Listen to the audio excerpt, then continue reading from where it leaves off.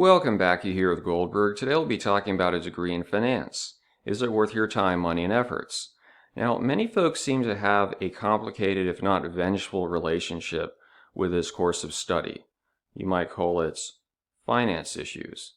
In any case, there's the sort of fairy tale projected image of what a finance career entails, and then there's the reality for most people. So if you go to a top-ranked business school, you go the appropriate internships, you network, it'll be Wolf of Wall Street style. On the other hand, if you just go to a mediocre state school and you do consumer level finance, you'll probably end up hating your life.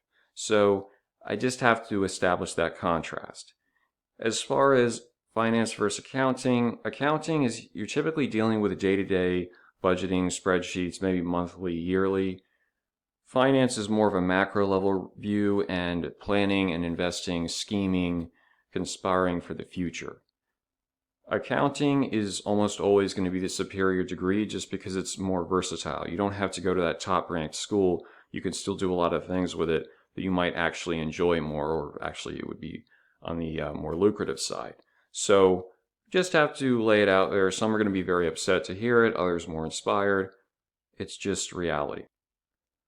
If we take a look at the BLS here, financial analysts, 5% growth, 26,000 jobs. So that's not amazing, but it's not terrible. You get into financial examiners, 7%, but look there, less than 5,000 jobs. So just because a percentage looks good, it applies to a specific category, and you have to be aware of that when you're considering what to major in. Then you got financial managers, 15%, almost 109,000 projected. Now, they talk about directing investment activities. I don't know how much of a market there's going to be for that on the consumer level in the future because, let's face it, a lot of you millennials and Zoomers, you are doing robo-advisors, you're listening to Andrei Zhike, Graham Stefani, Meet Kevin, Minority Mind Seats. So are you really able to say, okay, the classic, he's wearing the Joseph A. Bank suit, come on in, boy, sit on down, tell me about your bank account. I don't really believe that's going to be strong in the future, so be aware of that and plan accordingly. You've probably seen one of these titles floating around if you've looked into finance. So you've got Chartered Financial Analyst and Certified Financial Planner. Analyst is more on the side of corporate clients, or at least higher asset individuals. CFP is more of your consumer goober finance people. And are they worthwhile? Well, it's like anything else. If you stay in a career long enough, you're probably going to get it anyway just because it's a dollop on top.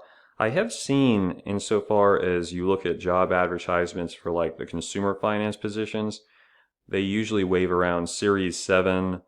You might also see 63, 66, 65, or one mixture of those, or one or more.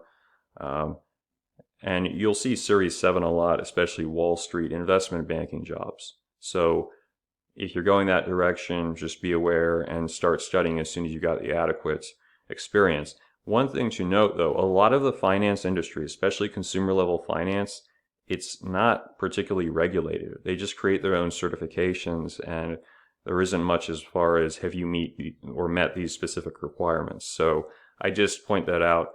You might see a title or credential, that doesn't really mean anything. And I've talked about it before.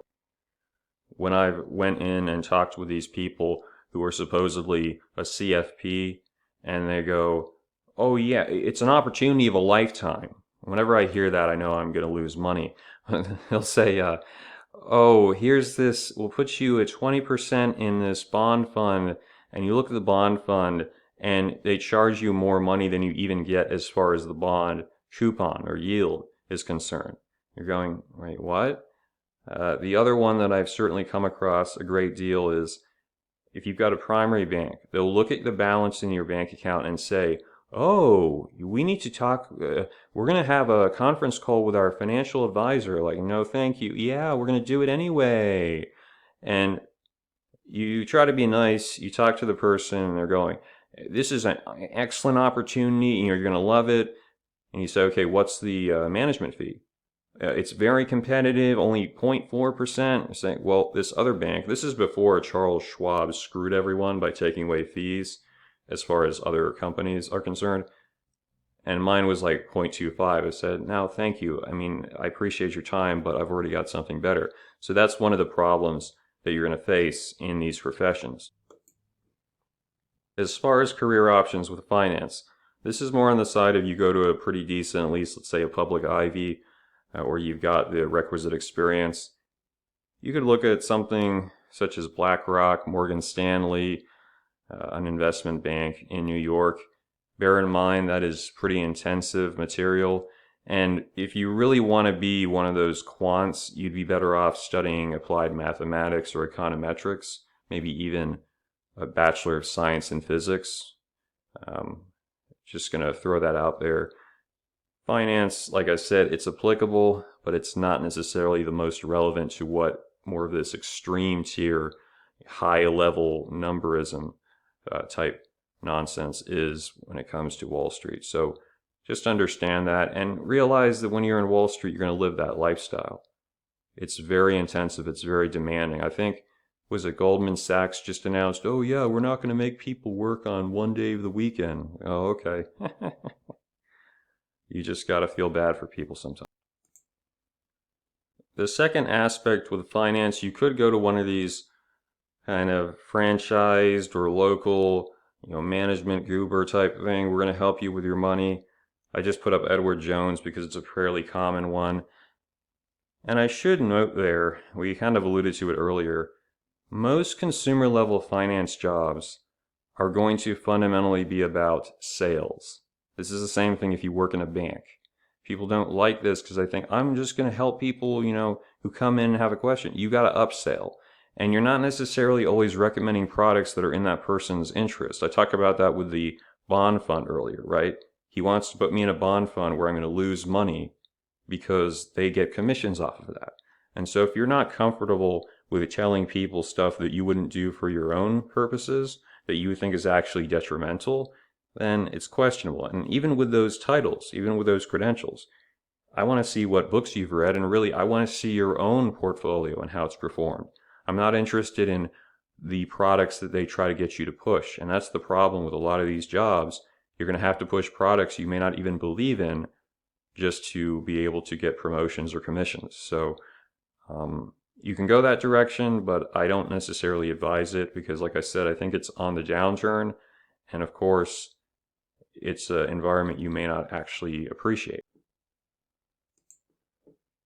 And then you've got working for like a municipal, local, state government. This is why I suggest doing accounting, or if you want, you could double accounting and finance. A lot of these positions, they'd be like budget analysts. They might have like accounting associate, accounts assistant. That's the way to break in. It's going to be low paid to begin with, but then you can work your way up, and you may not make as much, but it's relatively stable and secure. And as far as I'm concerned, that is superior to going to work in consumer finance, because at least there you don't have to be fixated on, I've got to sell stuff. You just got to enforce what the politicians do, which is actually kind of worse in some respects, but it's the world that we live in. Now, again, with accounting, if you start your own business, it can be relevant. You could also set up shop as a CPA or do bookkeeping. That's a little bit more relevant. Obviously, you still need people skills with accounting, but you don't have to deal with, I'm just going to sell you this investment product. So it's a different type of service, and I just would say, I'm not going to argue that there's no one who's successful in finance, but I think from what I've heard and from what I've studied, by and large, you're much better off just going with accounting. So any other majors you want to see discussed, just drop them below.